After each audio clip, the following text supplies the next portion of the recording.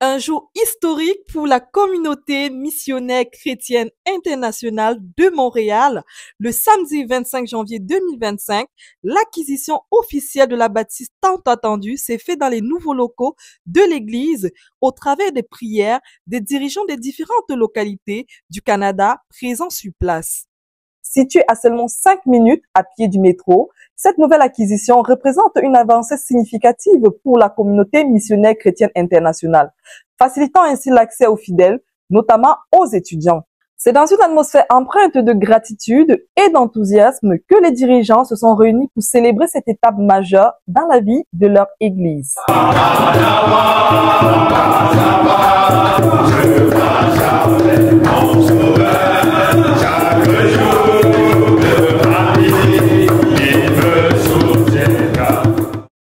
La cérémonie a débuté par un puissant moment de louange et d'action de grâce, dirigé par le pasteur de Trois-Rivières, le frère Hassen. Les chants et les prières se sont élevés dans l'assemblée, témoignant de la reconnaissance collective pour l'accomplissement de ce projet.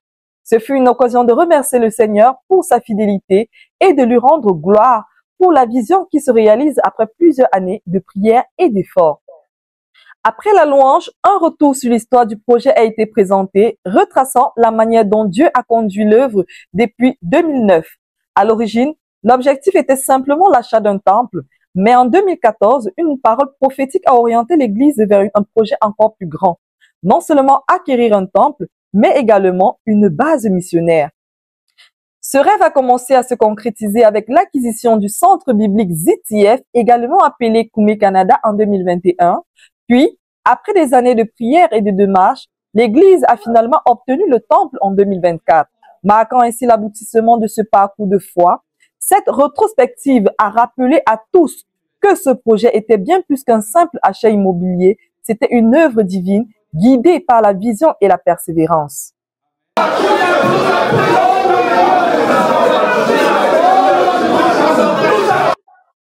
Après avoir pris conscience de ce parcours inspirant, l'Assemblée est entrée dans un temps de prière de possession des lieux. Les dirigeants ont été exhortés à se concentrer sur le but de cette acquisition, rappelant que les structures ne sont qu'un moyen pour accomplir la mission de Dieu.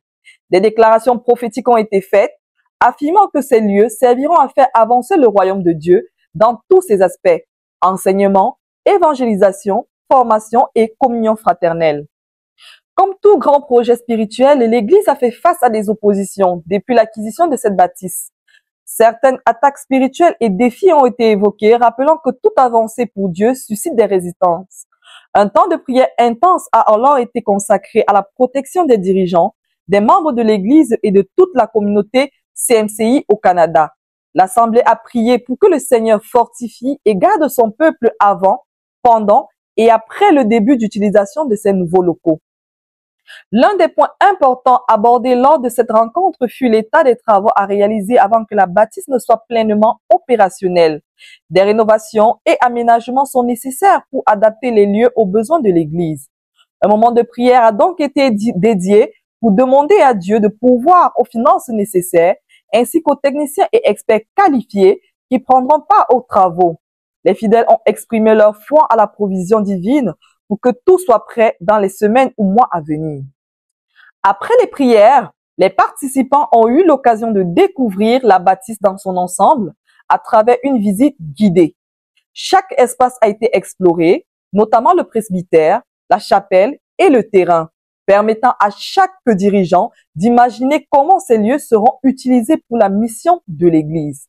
Cette visite a renforcé l'enthousiasme et l'attente des dirigeants, impatients de voir ces locaux devenir un véritable centre spirituel et missionnaire pour la CMCI. L'événement s'est conclu par un moment convivial autour d'une collation. Ce fut une belle opportunité pour les différentes délégations présentes de partager un temps de fraternité, d'échanger leurs impressions et de célébrer ensemble cette victoire. Alors que chacun se préparait à repartir, une conviction unanime s'imposait. Dieu a ouvert une porte pour la CMCI Montréal et cette nouvelle bâtisse sera un puissant instrument entre ses mains. Nous avons recueilli quelques réactions des dirigeants présents à cette inauguration. Oui, je remercie beaucoup le Seigneur pour cette visite, pour cette rencontre de prise de possession par tous les dirigeants du Canada qui sont venus. On vient de faire le tour un peu en prière et la visite et on rend grâce à Dieu pour ce que Dieu nous a donné. Et vraiment, mon cœur est dans la joie que nos pasteurs soient venus afin qu'ensemble, on puisse mettre la main sur ce que Dieu nous a donné parce que c'est pour nous tous, c'est pour le ministère, c'est pour toute l'œuvre au Canada, toute l'œuvre dans les Amériques, c'est pour toute l'œuvre globale, ce que le Seigneur nous a donné ici à Montréal. Et nous voulons vraiment dire beaucoup merci au Seigneur. Et voilà. Amen. Praise the Lord. Amen. What my eyes have seen, Lord, this my two eyes have seen shows that our God is a wonderful God. And when He decides to give, He goes beyond our possible imagination. What I just saw, what my eyes have seen, is just wonderful. I just want to praise my God. This hall is humongous. The potential is beyond telling.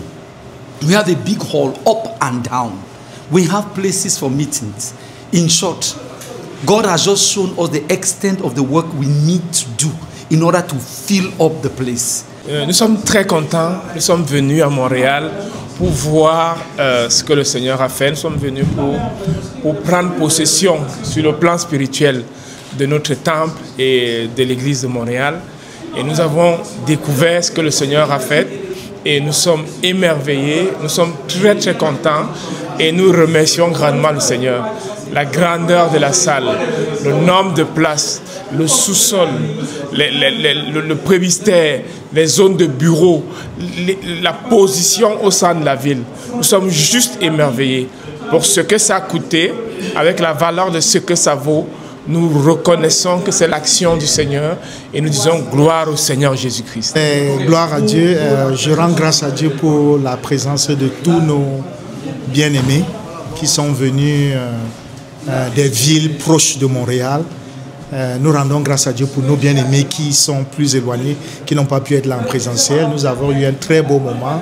Nous avons pu partager de l'histoire, de comment est-ce que la genèse de notre projet l'acquisition d'un temple, passant par l'acquisition de la base jusqu'à aujourd'hui. Et le pasteur Calvin nous a entretenus sur tout le parcours que nous avons eu. Et nous avons vu la main de Dieu. Et nous avons appris à être patients, à savoir reconnaître que les voies de Dieu ne sont pas nos voies. Et nous avons encore fait la visite des lieux aujourd'hui. Et comme les frères l'ont remarqué, c'est un très bel endroit. Cela a beaucoup de potentiel. La salle du culte est grande. Le sous-sol est très grand. Nous pouvons faire beaucoup de choses. C'est vraiment un grand don que le Seigneur nous a fait à Montréal, pour le Canada et pour la base auxiliaire dans les Amériques. Gloire soit rendue à notre Seigneur Jésus-Christ qui a rendu toutes ces choses possibles. Ici, Bélise Tawet, RTVC, Canada.